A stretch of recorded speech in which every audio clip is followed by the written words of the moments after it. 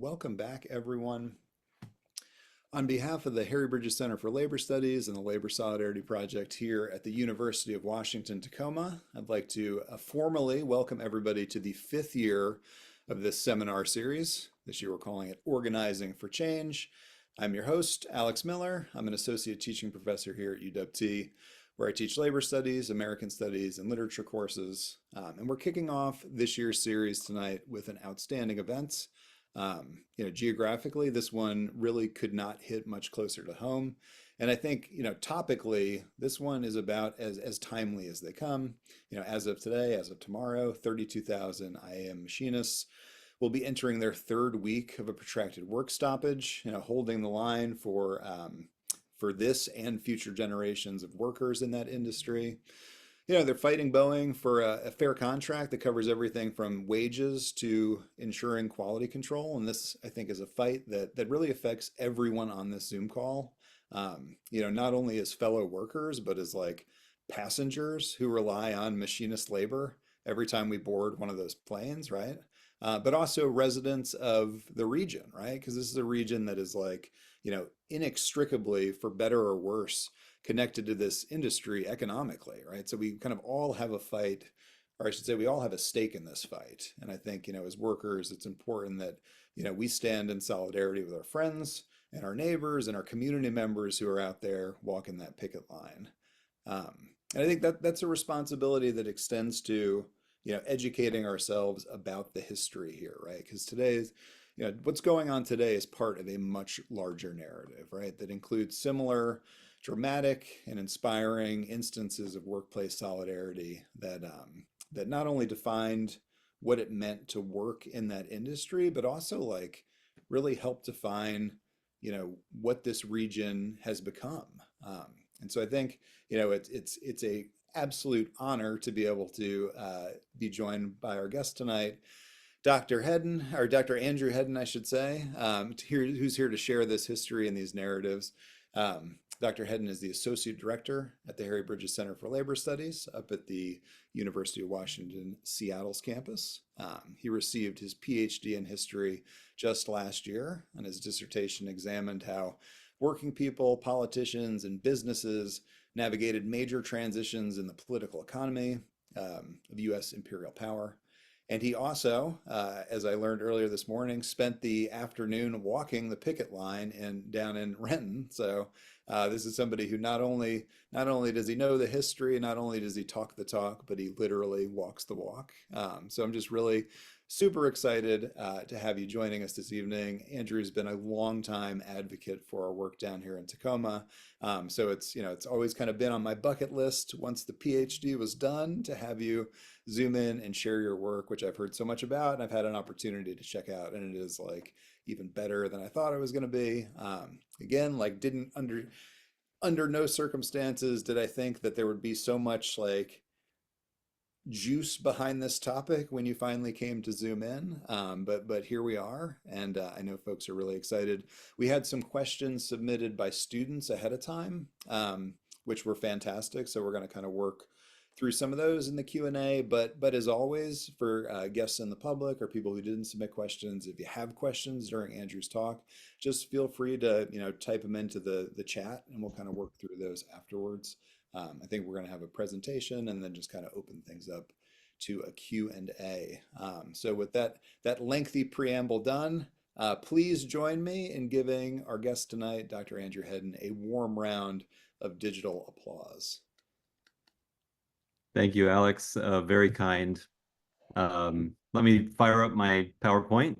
We'll have lots of visual stimuli tonight, so let me get that up real quick.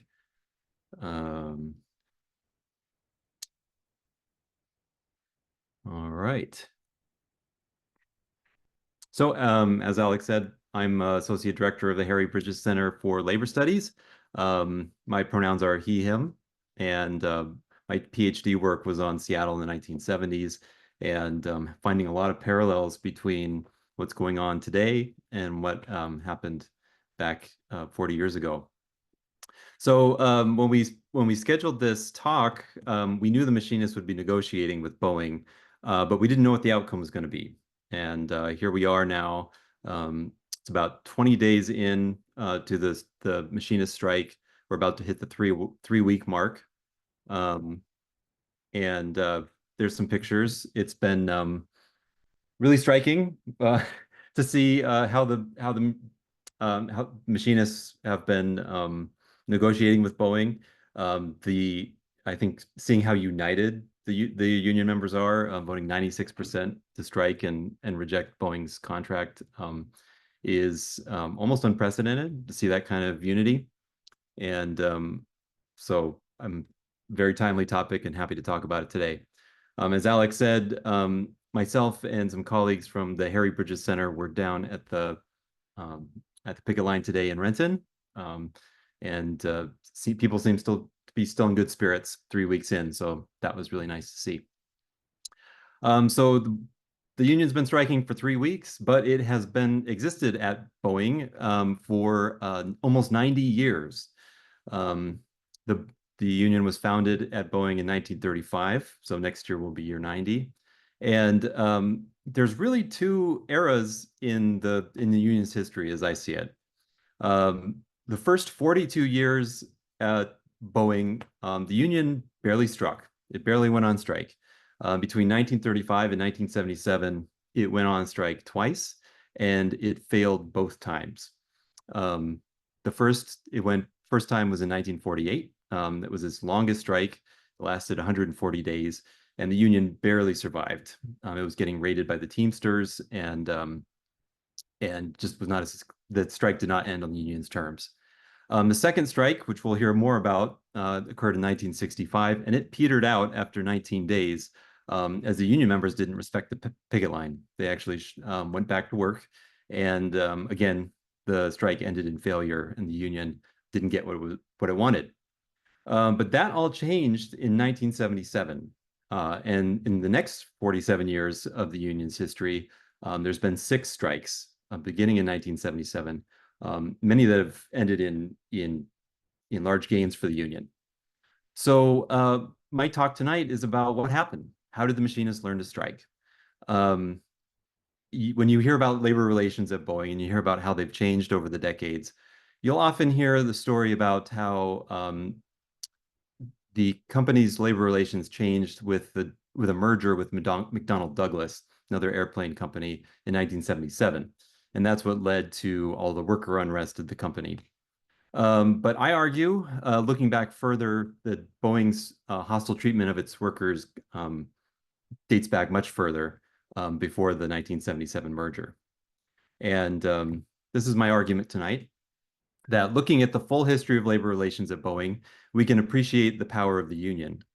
That power has often gone underappreciated, including by the union members themselves, who once took it for granted. But after the economic crises of the 1970s, as Boeing executives worked to save the company and restore record profits by being harder on their workers, the union members found a new appreciation for IAM District Lodge 751. And the era culminated in the union's first successful strike in 1977. So this is the story of how the machinists learned to strike. My presentation tonight is adapted from my dissertation, which Alex described for you, which looked at how the City of Seattle changed in the 1970s and how those changes were related to changes in American global power, economic and military power. And I looked at how unions, politicians, business, immigrants and refugees, how they negotiated those changes in the city of Seattle. If you want a bigger, deeper look at those changes, I also have an article that came out recently in the Journal of Urban History called "The Airplane in the Imperial City," and you can look that up in your local library. Or I'm happy to send you a copy afterwards actually, if you'd like to send me an email after. So my presentation tonight is going to be in three parts. I'm going to talk about the growth of Boeing in Seattle, and where Boeing and the union stood at mid-century. Then I'm going to talk about the short period known as the Boeing bust, which was in the early 1970s when Boeing nearly went bankrupt, and almost took out the city of Seattle with it. And then I'm going to talk about the period after that, when Boeing recovered, but didn't pass on its recovery to its workers, leading to the strike of 1977. So you really can't overstate the importance of Boeing to the history of Seattle. Boeing and Seattle grew together, and you simply don't have a modern Seattle without the Boeing company. It was first established in 1916, but it was really its work to make bombers for the US government during World War II, in the 1930s and 40s, that established the city's first industrial manufacturing base. So you really don't have a major city without the industrial base that Boeing provided. After World War II, the company continued to receive government contracts for the Cold War, particularly during the Korean War, which generated the profits at Boeing to allow it to take big risks in research and design for commercial aircraft. And this is what Boeing's known for today. Its new jetliners enabled substantially cheaper airfares, and created a mass commercial air travel market, and made Boeing a global company.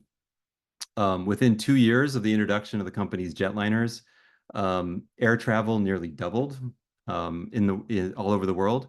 And by 1964, over a third of all passenger airliners in service worldwide were Boeing planes. So this really put Seattle on the map in particular. Now, with all this success, Boeing made a big business decision in the early 60s that would forever change the history of Seattle. The story goes that every summer, Boeing would rent out John Wayne's yacht, and they'd take it from the Puget Sound and they'd go to go fishing in Alaska. And on one of those trips, the Boeing CEO, William Allen, was hosting the executive of Pan Am, which was a leading airliner, a commercial airline at the time. And they struck a deal. They were going to create the world's biggest commercial airliner, the 747 jumbo jet. This was a huge deal. It was the most expensive private investment in aviation history. It was $500 million at the time. And they essentially bet the whole Boeing company on this plane. It accelerated workforce expansion in Seattle. Boeing was already the biggest employer in the city, but this just poured money and jobs into Seattle's economy. So that between 1966 and 1968, 50,000 new jobs were created in Seattle. Now, when Boeing's Seattle area employment peaked in 1967 at about 100, it peaked later I have the figure 101,000, but it was actually higher than that. Close to 1 in 5 workers in Seattle in any sector worked at Boeing. People called it the world's biggest company town. It was the place that you worked if you lived in Seattle. And 61% of the area's manufacturing jobs were at the company. And that people might remember that Seattle used to have a basketball team, the Seattle Supersonics. And the meaning of Boeing to Seattle was really symbolized by the naming of the city's new basketball team after a Boeing project, which was the supersonic transport. It was a federal government funded project to build the fastest commercial airliner in world history. That was going on at the same time as the 747. And it was so significant that they said, let's name the basketball team after this Boeing project. Of course, we know what happened to the Sonics, and something similar was going to happen to the supersonic transport, which we'll get to. All right, so Boeing built modern Seattle, and it built its demographics. Primarily, it built Seattle white. Ever since it's been big enough to rank as a major population center, Seattle has always been one of the whitest cities in the United States, and that's owed in large part to Boeing's historical hiring practices. The company's workforce was mainly recruited from outside the Seattle area, and they were mainly recruiting white men to come work in Boeing, whether they were engineers or machinists or production workers. So that in 1970, when our story will start, Seattle had the highest rates of racial segregation it had ever had and ever would have. Boeing also built Seattle suburban. So its facilities grew the most outside of Seattle city limits, first in Renton, then in Auburn, and later in Everett, where the 747 facility was built.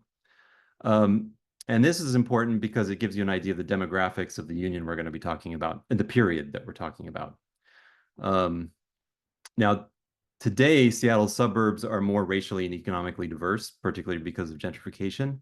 But in the 1970s, the suburbs were almost exclusively white, which made it much harder to find a job at Boeing if you were a worker of color. So, who were workers at Boeing? Well, like I said, they're mostly white, mostly male, and mostly union. The union that represented the production line workers was the International Association of Machinists, District Lodge 751, which is the subject of the presentation today. They represented workers at Boeing since 1935, and there's a longer story there, but it's important to know that Boeing recognized its union not because it wanted to, but because it was seeking to proactively avoid having to recognize a more militant union. The Machinists, International Association of Machinists, which I'll call IAM from now on, was affiliated with the American Federation of Labor, which was more politically conservative than the militant Congress of Industrial Organizations, which was also organizing workers at this time. So the AFL and the CIO, they eventually got together, but in this period, they were two different outfits. And Boeing recognized IAM because it was affiliated with the AFL. So the union played a big role in keeping, or the union actually partnered with Boeing pretty closely, and due to its conservative politics, shaped the demographics of Seattle. In fact, in 1941, the International Union purged the leadership in 751, which was more left-leaning, and it created a more dedication to racial exclusion in the union. A black worker at Boeing couldn't join the union until 1948, when the federal Taft-Hartley Act outlawed the union's closed union shop. So the union and Boeing kind of had a shared dedication to racial exclusion, which impacted the demographics of the workforce later on. Right. Well, as Boeing grew incredibly fast. So did this union. And by the late 1960s, 751 was one of the largest bargaining units in the United States. There were 43,000 members in this union in 1968. And because of the size of that union, Washington State had the highest rate of union membership in the United States from 1967 to 1969. And even through the 1970s, it placed second only to Michigan. And I don't think people recognize this enough. We hear a lot about Michigan and Detroit and the United Auto Workers, but we don't hear very much about Washington State's labor history. So that's a bit of what I hope this presentation corrects for. The union was large, but it was also very politically powerful. It was well connected to some of Washington's influential senators, Henry Jackson and Warren Magnuson, who I won't go into depth in this presentation tonight, but it's important to know that this union was connected very closely to the federal government through those senators, and that impacted how they reacted to the Boeing crisis later on. All right, so as I mentioned, a typical worker at Boeing in 1968 in this period was white. They were male. They were likely to be the head of a nuclear family. They made good wages, so they were often likely to be homeowners. But most importantly, they didn't identify as working class necessarily. Most union members actually would identify as middle class.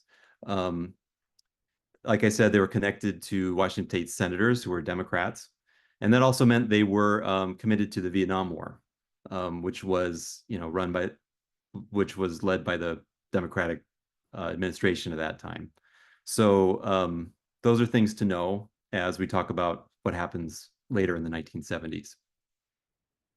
Now, if you were a worker at Boeing, you were all these things, like most likely. Um, if you want to know more about this aspect of Boeing's history, there's a really great book I want to shout out um, by Polly Myers, a historian, called Capitalist Family Values, about the culture of work at Boeing, which I won't go into as much, but it's a look at how gender operated in the workplace. Now, in 1968, things were looking really good if you were working at Boeing. The 747 was about to get released, and the union was really high on the prospects in the industry. So one of the union leaders in 1968 has this quote. He says, "Today, aerospace, the industry as a whole is booming, stimulated by the war in Asia, which is Vietnam, and the development of SST, the supersonic transport. Demand has never been higher, profits have never been greater, and prospects have never been brighter." And unfortunately, this is one of those quotes that precedes unfortunate events. So in 1968, things looked like this. Seemingly overnight, things looked like this. In a matter of years, Boeing nearly imploded. Between 1969 and 1971, the company would lay off or eliminate 60,000 jobs and drive the unemployment rate in Seattle to the highest a city had ever seen since the Great Depression. The rate hit almost 16% in 1971, and it created headlines all over the world. Seattle was no longer an up-and-coming jet age city. It was America's food stamp capital, which is what a government report called it. It was Appalachia West. The Economist magazine called Seattle the city of despair. So this was international news. Now, what was causing the problems at Boeing? Why was it laying off so many people? Well, first, here's an illustration of how sharply the Boeing's employment just cratered over a matter of years, from over 100,000 in 1968 to projected to be less than 40,000 a couple years later. And then here's the unemployment rate in Washington State and the Seattle Everett area, showing that it was more than double, maybe even triple the national unemployment rate. So things here were pretty dire. Now, why were they so dire? Why was Boeing laying people off? People were not buying the 747.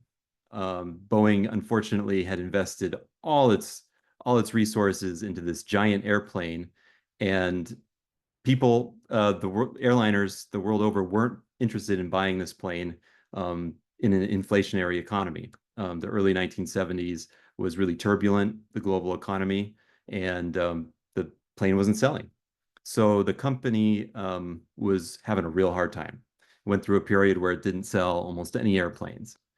Um, the other part of the problem was that usually when Boeing wasn't selling a commercial airline, they would turn to the federal government and they'd say, well, how about a military contract or a federal contract? Well, Vietnam was really unpopular. It was growing really unpopular at this time, and Congress was not willing to step in and give Boeing a contract. In fact, the supersonic transport gets canceled in the middle of Boeing's troubles. So this is like a nail in the coffin of Seattle's economy, at least that's what people feared. So this has a big impact on the union, obviously. Membership in the union drops 70%. 30,000 members of the union leave. There's incredible turnover in the leadership of the union. The members are resisting dues increases. Eventually, the union's put into receivership by the international union because the finances are so bad. things are not looking good there. And the union is in a really tough spot. But they recover, which we'll get to in a second, but not before Boeing recovers. Um, so Seattle actually recovered really quickly from the Boeing bust. By 1972, the unemployment crisis was more or less over, and Boeing was starting to hire people again. Um, it was pretty remarkable, and so people don't often remember this period because the unemployment crisis was so short. Um, but there's a couple of reasons that people give for why the Seattle economy recovered so quickly. One is that all these laid off Boeing engineers started companies and got successful. That happened, but there wasn't nearly enough of that to save a whole city's economy. What really happened in a story I'm not going to tell tonight is that the federal government, including Washington State's powerful senators Magnuson and Jackson, stepped in and got $1.5 billion in funding to Washington State's economy. They didn't do a bailout of Boeing. It wasn't a classic bailout, but they funneled all this money into the state economy. And that really is what saved it. But another thing saved the economy, I argue, and that was the fact that there was this union at Boeing. So in 19, uh, in 1968, you had 60% of Boeing's employees were covered by a union contract, and that included most of those who were laid off. And studies of the recession and unemployment crisis that happened afterwards showed that even though aerospace workers were laid off the most, they actually didn't suffer the most during the unemployment crisis. Um, why was that? Well, they had pretty high wages prior to being laid off. So a lot of them had a strong base of savings that was able to see them through the tough times. There was also seniority rules at Boeing. So in the union contract, so if you were laid off, when Boeing started hiring again, you got your job back. So when Boeing started to recover, aerospace workers were the first back to work. Um, there was also pretty strong improvements in unemployment insurance in Washington State during the Boeing crisis, and that was owed to the union, which had been lobbying for the state and the federal government for improved unemployment insurance. So it's really those things that the union brought to Boeing and gave to Boeing's workers that really allowed the Seattle economy to continue humming, even though there was this unemployment crisis. An example of that being consumer spending in the city didn't drop during the crisis despite all the laid off people, which was pretty remarkable. So even though the union brought all these benefits to its workers, the workers who were laid off actually didn't appreciate the union or collective worker power very much. And who did they blame for the crisis? Boeing was actually the last entity that they wanted to blame for the crisis. Because of their politics, because of they're mostly white men, they turned to blame other people. They blamed the civil rights movement. They blamed hippies for harming federal spending for the military, and they blamed themselves. They said, "Oh, I should have, I should have a better professional skills or something." So there was like self-help groups and retraining programs that they created. But they didn't join in protests of the Boeing company. I mean, there were protests during the unemployment crisis, but they were really organized by the anti-war movement. And the Boeing workers were not joining the anti-war movement. So there was like a big protest, and the president of the union at that time said, "We're concerned with layoffs and rising unemployment, but marching on the Boeing companies is not going to accomplish anything. We believe that you should send telegrams to your U.S. senators to support funding for the supersonic transport, and that would be a more effective way of getting jobs." So they really turned away from other workers in Seattle. There was a big welfare rights movement in Seattle that actually reached out to unemployed Boeing workers. And the company said, I mean, the union and the members more or less said, "No thanks. We're not going to fight for better welfare policies. We're not welfare recipients. We're not poor people. We might be laid off. We might be qualified for welfare now. But welfare is for other people. It's not for us." And so there's a longer story of that, which is captured in my dissertation, but I won't go into today. Um, but it did have big consequences for who was most harmed during the Boeing bust. So though the union members at Boeing were the first laid off, they actually experienced the unemployment crisis better than uh, Black members of Seattle's communities, like the Central District, Seattle's historically Black neighborhood at that time had a 30% unemployment rate, which was twice what Seattle's was, which was also already terrible. So 1 in 3 people in the Central District was unemployed. And they didn't all work at Boeing, but they were in the service industry that kind of serviced, Boeing employees, and there were no jobs for them. So this is all backdrop to what comes later, where later in the 1970s, as Boeing in Seattle recovers, but Boeing doesn't bring the workers with them. So, well, thousands of people left the Seattle area during the unemployment crisis. It lost a ton of population, but there were studies that showed that about 85% of Boeing's employees stuck around. They didn't move out of the area. I think that a lot of that's due to the seniority they had in their union contract. Um, and they were able to get their jobs back at Boeing, so that by 1974, as people finally started to buy the 747 jet, the company added over 15,000 employees. So employment at Boeing started to increase. There's some reasons for that. I'm not going to go into too much depth, but the money from the federal government to Washington State's economy, that helped. The US government also started marketing Boeing planes internationally. And also, this is a period when Richard Nixon was making overtures to China. And in this period, actually, there's a landmark sale of Boeing planes to China for the first time ever, communist China. There had been bans on selling to China previous to that, but Boeing makes this big landmark sale in the early 70s. That's a big turning point for Boeing's international business. Um, and it's really international business that saves Boeing in the mid to late 70s. So that by the late 70s, almost half of their business, half of their sales, I should say, is international. So how did the company get through its lean period? Well, it leaned on layoffs. I mean, it laid off 60,000 people. And this really began to shape how Boeing continued its labor relations. And this was owed in large part to the executive at Boeing at the time, a guy by the name of T.A. Wilson. He was later like heralded by business magazines, like Forbes magazine did a cover of him for saving the Boeing company despite its near bankruptcy. And he told Forbes magazine, this is a quote from Wilson, he said, "Quite frankly, I'd have to say as the layoffs went on, some of our people began working a little harder."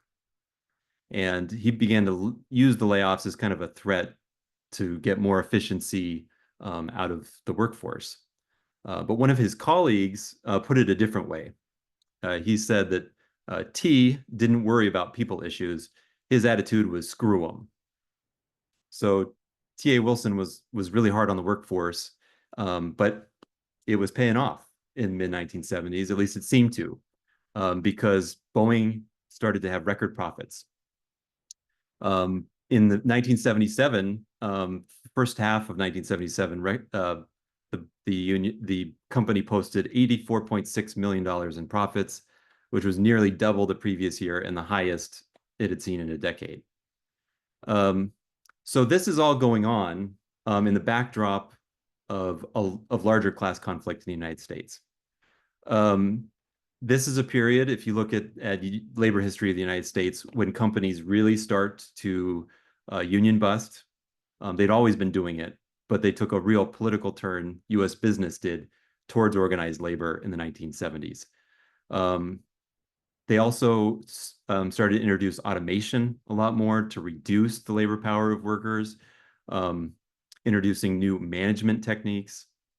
They began to outsource to outside the United States or moving production to the South. And this is all going on at the same time that there's a lot of worker militancy, particularly in the early 70s. There's a lot of there's a wave of strikes that's going on. So the 70s, I argue, really should be seen as a decade of class conflict in the United States. And this is kind of symbolized by this hit song, novelty country song by a guy named Johnny Paycheck that was called Take This Job and Shove It. It was a hit song in 1977, and reports were that it was selling out all over Seattle in 1977. Um, so 1977 was the year of record profits for Boeing. It was the year of Johnny Paycheck. It was also a contract year for IAM 751. Boeing was doing really well, but Boeing workers weren't immune to the turn against labor that was beginning to really shape labor relations in the United States. And in 1977, as the contract is being negotiated, the union leadership takes a gamble. They call a strike meeting at the Kingdome, which was the big public stadium at the time, and they called all the workers for a strike vote. And it was a very memorable event, I've heard, because there had been a rodeo the night before in the Kingdome, and it hadn't been cleaned up. So the Kingdome smelled like horse shit, and was just filthy. But it provided a metaphor for the union leaders who said, you should reject this horseshit contract that's being proposed by Boeing. And it paid off. 86% of members of the company voted to reject Boeing's best and final contract offer. But this was a big turning point and a change in how union members at Boeing thought of themselves, how they thought of the Boeing company, and it didn't come out of thin air. So I'm going to tell you a little bit of the story about how that strike happened. So what was driving worker unrest at Boeing in 1977? Well, a lot of these reasons will sound familiar. They're very, very analogous to today. Seattle had a really high cost of living in the 1970s. We still haven't fixed that problem. But in the 1970s, there had been a large influx of affluent professionals, also sounds really familiar, to the city's service economy, and it drove up the cost of housing in particular. Now, the union had a really good defense against this kind of inflation and high cost of living. They had a really good cost of living allowance that was considered one of the best in the aerospace industry. But Boeing, or in an example of why it was so good, was it had added 17% to union members' pay over the course of their contract. So it was just keeping up with inflation in Seattle. And Boeing's proposal in 77 was going to try and cut that. So this was one of the reasons why the union members were upset. They didn't want to lose their cost of living allowance. There was also a generational divide in the workforce. So the lean years at Boeing during the Boeing bust had meant that there was kind of a middle generation that didn't exist in the workforce. There was older workers who had a lot of seniority, who'd gotten hired back, and there were younger workers who were hired on during Boeing's recovery, and both of them weren't happy. Older workers needed better retirement benefits so that they could, don't have to keep working, and younger workers needed wage increases. They were having a hard time making a living based on the starting salaries and wages at Boeing.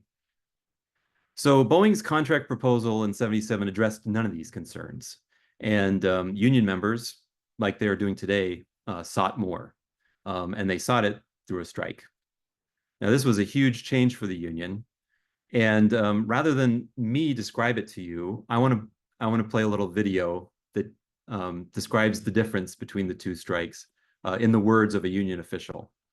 Jerry Dargitz was a union staffer who helped run the strike, and he was interviewed a number of years ago by Tom Lux, who was a former staffer at the Machinists Union and is now the president of the Pacific Northwest Labor History Association. I think Tom is with us tonight too. Anyway, I wanted to share this video where Jerry describes the differences between the strike that happened in 1965 that failed and the strike of 1977. So let's fire this up.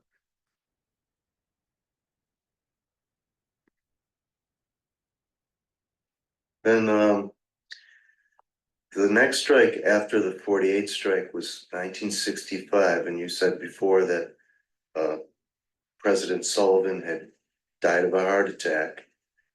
But we did go out on strike, and it sounded from what you said before, we weren't really prepared. Do you want to talk a little bit about that? Well, the officers at the time we were in negotiations, I wasn't there, but I read all of it. At the time that they were preparing for it, they hadn't had a strike for so many years that they thought this was going to be a lark. The members were going to do exactly what we asked them to do, and that's to vote to go out on strike. The membership did vote to go out on strike by a very small margin. But there was no money in the strike fund, and the officers were kind of hoping that they would vote to go back in the plant rather than have them vote for a strike and there'd be no strike funds. And that was the vote we held at Memorial Stadium. But a lot of people crossed the line for those first few weeks. About 10,000 people went to work in the first 10 days of the strike. You got a problem winning an election or getting any control of a strike. The company's got you right where it hurts. Mm-hmm. Because they had the members on their side. We had people who get in their car, drive over to Plant 2, set up their picket sign, which they carried with them, they parked on the railroad tracks. Look around, see nobody else there, put the picket sign in the fence, drive into the plant and park and go to work. Come back out of work with enough time to get back at the end of their strike shift. Get back into Sullivan Hall, where we ran our strike headquarters. And then they had nerve enough that when it came time to get their first strike check, and by that time, the International had put enough money together to cover one payment. They would come in and ask for their check. Take it and go back out. Say the best both worlds.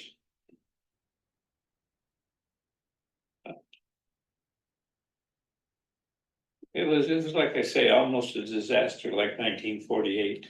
Right. Then how did the 1977 strike differ from that? Were there any improvements? How do we discipline it? No, how was it different? Were there improvements over the Oh, there were 65? improvements galore to prepare for a strike. We kept the membership more informed. We put out a flyer when we did go on strike, a flyer every week. Sometimes 2 flyers a week, telling them what's going on. We rented every van, I think, from every rental company in the city of Seattle and transported our pickets to their post. They left their car at the hall, drove them to the post, brought them coffee and sandwiches halfway through their time.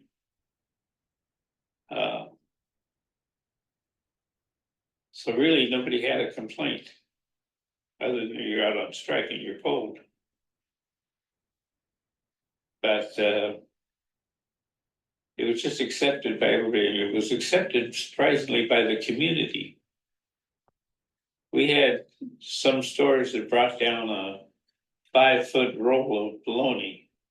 We had our own cutters, we'd slice it and make sandwiches out of it, what have you. Yeah, there was a lot of exposure as to what was going on, and there wasn't this secret mumble jumble that you go out on strike and we'll say what you went out for later. There wasn't any of that. So Jerry's describing RIP. Jerry passed away in 2013, but he's describing, that the strike was better managed. But that wasn't the only thing that made the strike so powerful. The thing that made the strike most so powerful was that the union members were united. The press, try as they could, couldn't find any members who were against striking. It was pretty uniform that they were united to strike, and they stuck to the picket line. As Jerry was saying, in 1965, 10,000 members crossed the picket line in the first 10 days of the strike. And in 1977, that had changed. It was their attitude towards the company. It was the hardships of the 1970s that they'd gone through. It was seeing Boeing make all these layoffs in the 1970s and then recover and make record profits, but not improve the conditions or pay for its workers. So there was lots of unity. There's stories about this strike, fist fights against scabs. Some members went as far, in Renton, went as far as putting nails and broken glass on the entryways to the factory, though they had the courtesy to put up a sign warning motorists that they might be driving over broken glass and nails. Now, that's not happening today, but just the kind of strength and unity of the members was really what led the strike. Also important, maybe even more important, the union had leverage. Boeing had this enormous backlog of plane orders that it needed to fill because it was making its record profits, and it had been boasting of all these sales and posting all these profits, and that prevented the company from pleading poverty, saying, "Oh, I'm sorry, we don't have the money to increase your wages or your benefits." So they had leverage. And after 48 days, the strike ended in victory for the union. In fact, it was better across the board than everything that had been in Boeing's best and final offer, which Boeing continues to make best and final offers. Their most recent contract offer was their best and final offer. But in this case, it wasn't the final offer because the union won a better contract. They won wage increases that were double what Boeing had originally proposed. They got better vacation time. They got medical benefits increased. For the first time, they got convalescent care, hearing, chiropractic, reproductive health coverage. They got medical insurance, retirement benefits improved for pensioners.